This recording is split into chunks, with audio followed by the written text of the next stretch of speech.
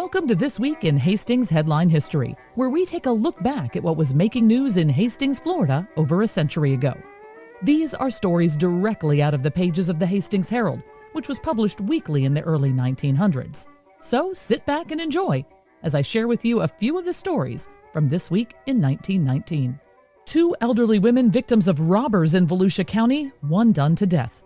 There have been very little additional details made public regarding the murder of Mrs. Susan B. Clark at Orange City Tuesday night and the brutal beating given Miss Laura A. Marshall at Orange City Junction.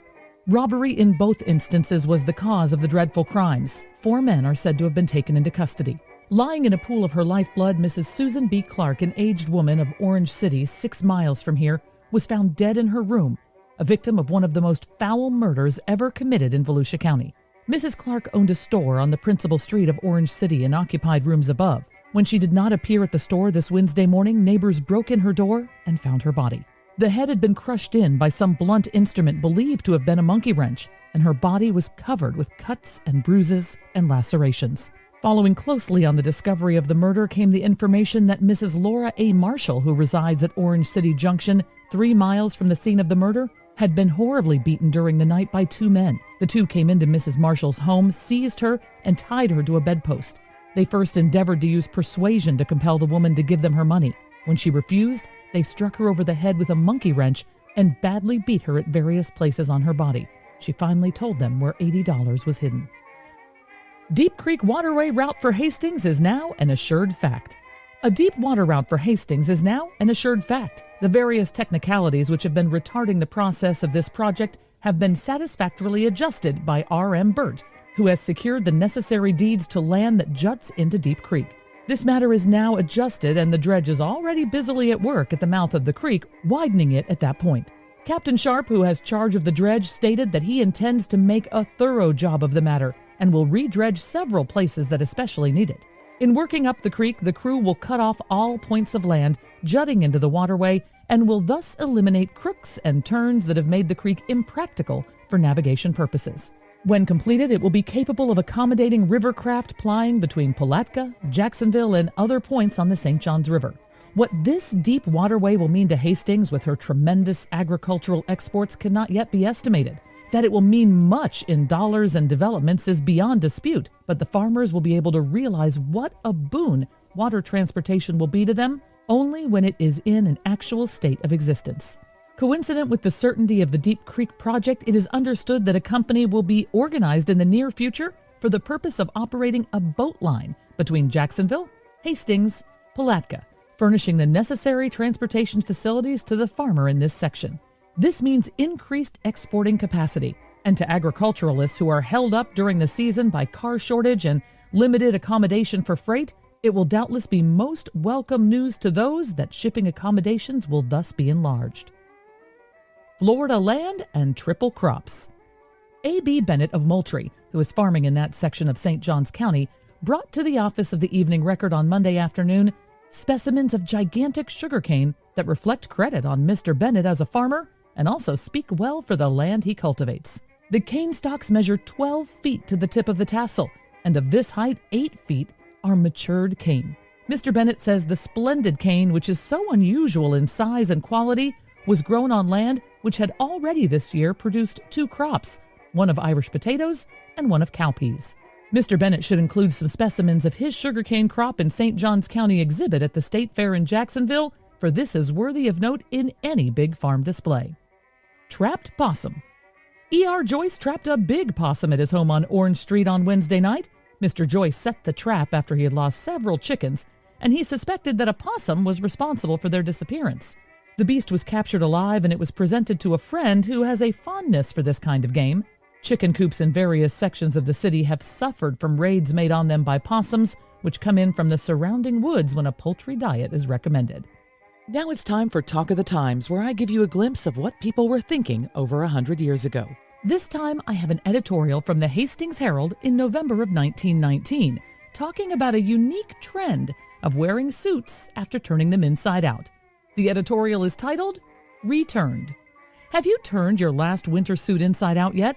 If not, you have not exhausted the possibilities of economy which exist in that faithful old garment.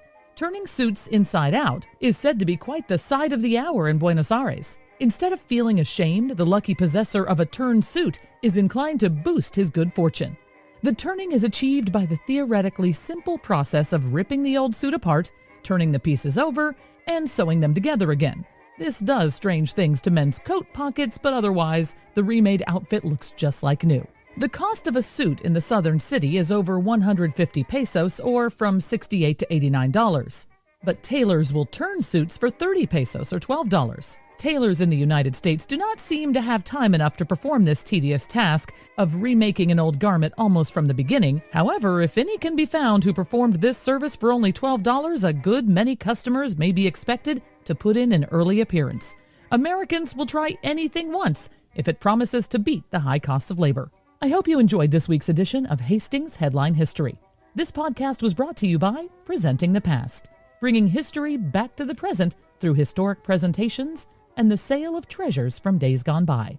This episode was written and produced by me, Michelle Murillo, with the aid of vintage copies of the Hastings Herald. Now it's time for this week's musical memory, when we listen back to a song that everyone was listening to over 100 years ago.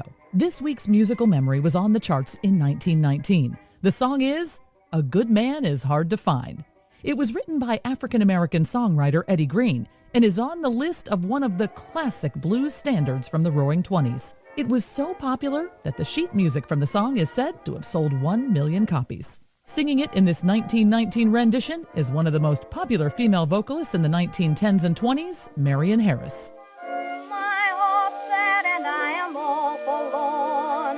My hubby's treating me mean.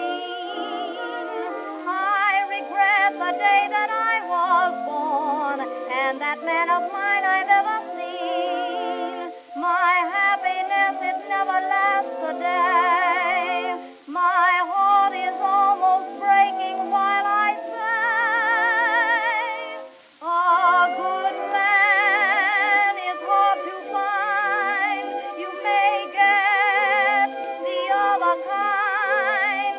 Just when you think that he is your pal, you look for him and find him fooling around some other gal. Then you rave. You even crave to see him laying in his grave. So if your hubby's nice, take my advice and hug him in the morning, kiss him every night, give him plenty loving, treat him right. For a good man nowadays is hard to find.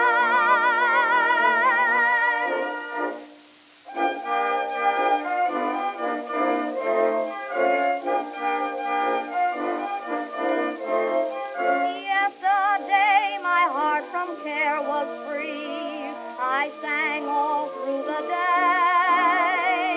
Now the blues have overtaken me since my loving man has gone away. I tried my best to treat him nice and kind, but now these words are running through my mind. A good man is hard to find. You may get the other kind. Just when you think that he is your pal, you look for him and find him fooling around some other gal. Then you rave. You even crave to see him laying in his grave.